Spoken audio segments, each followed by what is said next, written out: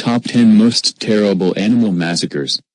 Humans have been killing each other in droves since the dawn of time. Wars, massacres, genocides, and holocausts are depressingly common occurrences in the history of mankind, as many lists on this site can attest. But there were also many times in history when animals were massacred in large numbers: cats, dogs, and other animals that men had under their power, for reasons other than eating, that is for superstitious, religious, economic, or political motives, or for mere entertainment.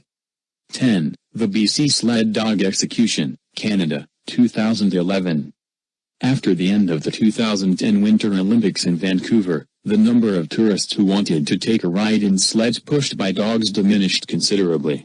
The sled dog tour industry went into crisis, and some companies were not able to continue into business if they did not cut costs, which really meant reducing the numbers of dogs they maintained. One of the companies forced to cut costs was called Howling Dog Tours. It was aptly named, for the dogs howled in desperation as they were chased and shot execution style, or had their throats slit by the manager and owner of the company, who could not afford to maintain a large number of dogs, at the time more than 300. Dozens of dogs were killed by him in one single terrible night.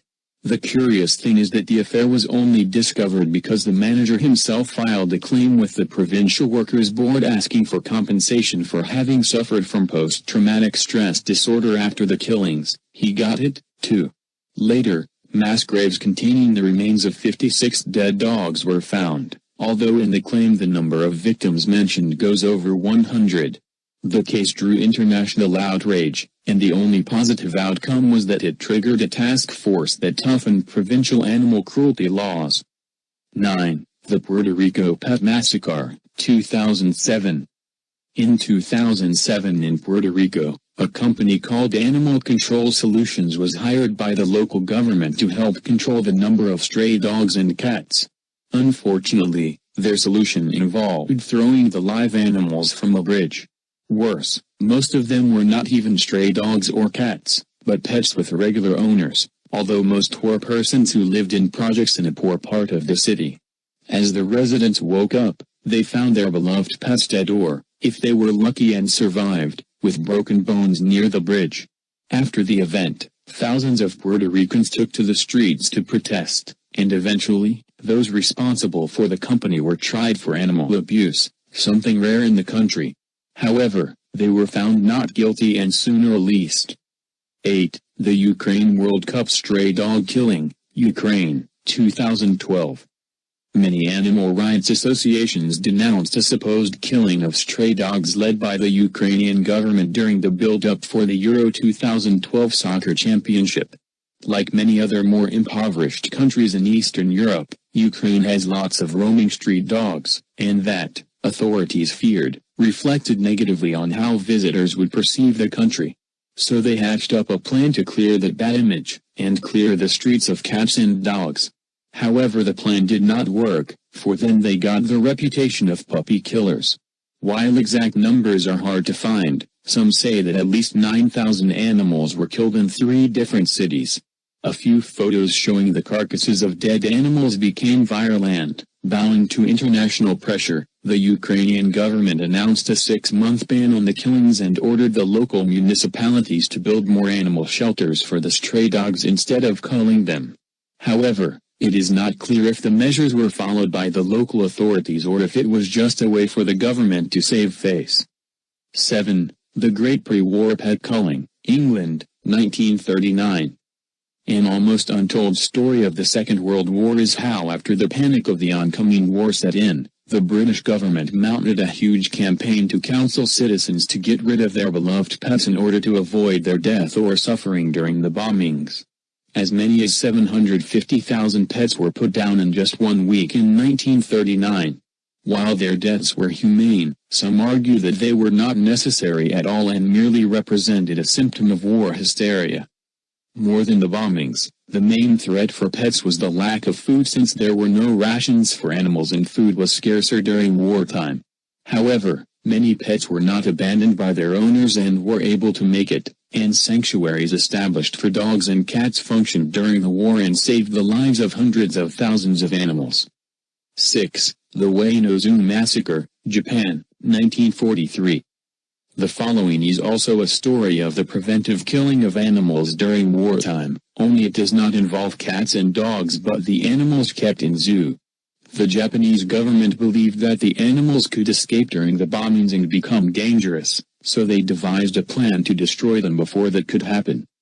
It was a heartbreaking event, not so much because of the number of animals killed, between 25 and 50, but because of the way in which they died. The larger animals, including 3 elephants and 2 hippos, were simply starved to death. It took weeks for the elephants to die. Other animals such as tigers and panthers were poisoned. The event was also used as war propaganda, to prepare the population for the reality of the oncoming air attacks. The animals were described as martyrs that were dying for their country, even though they did not freely choose that fate. 5. The Zanesville Killing Fields, Ohio, U.S., 2011. In 2011, a Vietnam veteran who was heavily in debt, had been abandoned by his wife, and was suffering from post-traumatic stress disorder, decided to end his misery. Before shooting himself in the head, however, he opened the gates to liberate all of the 56 exotic animals that he kept in his private farm, including bears, lions, leopards, monkeys, wolves, and 18 Bengali tigers, a species in grave danger of extinction. The idea of lions, wolves, and tigers roaming free among the local human population did not make anyone feel very secure, and soon the police were called to intervene. They attempted at first to shoot the tiger with tranquilizers, but that only made him more enraged, so they decided to shoot to kill. In the final count, 48 of the 56 animals ended up dead, including the 18 beautiful tigers. One monkey was still seemingly at large for weeks after the event, but the police called off the search believing it was probably eaten by one of the felines after the liberation. 4. The Great Cat Massacre, Paris, 1730. In 1730 in Paris, a group of printing apprentices, as a revenge for what they believed were bad working conditions, tortured and killed all the cats that they could find, including the beloved pet of their master's wife. This true story is based on the diaries of a printing apprentice, who together with an accomplice killed hundreds of cats in one night. The young man that worked in the printing shop received only crumbs to eat and believed to be generally mistreated, while at the same time they saw their masters pampering their cats. So they decided to take revenge on the felines. Several cats, including the pet of their master's wife, were captured and put into sacks. Many were killed on the spot with an iron bar. Others had to suffer a mock trial, in which they were finally condemned to be hanged, all to the amusement of the workers of the printer's shop, and to consider less amusement of the masters. 3. Cat burning and cat throwing festivals, Europe, Middle Ages. In the Middle Ages, cats were associated with witchcraft and Satanism, so it was not uncommon for them to be killed in high numbers. In most cases, they were burned in giant fires in the main square of the cities, as people danced and cheered around. On one of those occasions, even the King of France took part. In some occasions, however, they suffered other more original forms of death. In the city of Ypres, Belgium, for instance, they were traditionally thrown from the Belfry Tower into the square below, to the amusement of the crowds. Today the macabre killings are remembered every 3 years during the Catzoa parade, which is however a cat-friendly event in which only toy cats are thrown from the tower, and people dress like cats and dance in the street, perhaps in a request of forgiveness to cats for their former ways. 2. The swine flu killing, Egypt, 2009. During the swine flu scare of 2009, Egypt ordered the killing of its whole population of pigs. More than 300,000 animals were killed in a short time. While no cases of swine flu were ever documented in Egypt, the culling was announced as a preventive measure, in order to avoid possible contamination.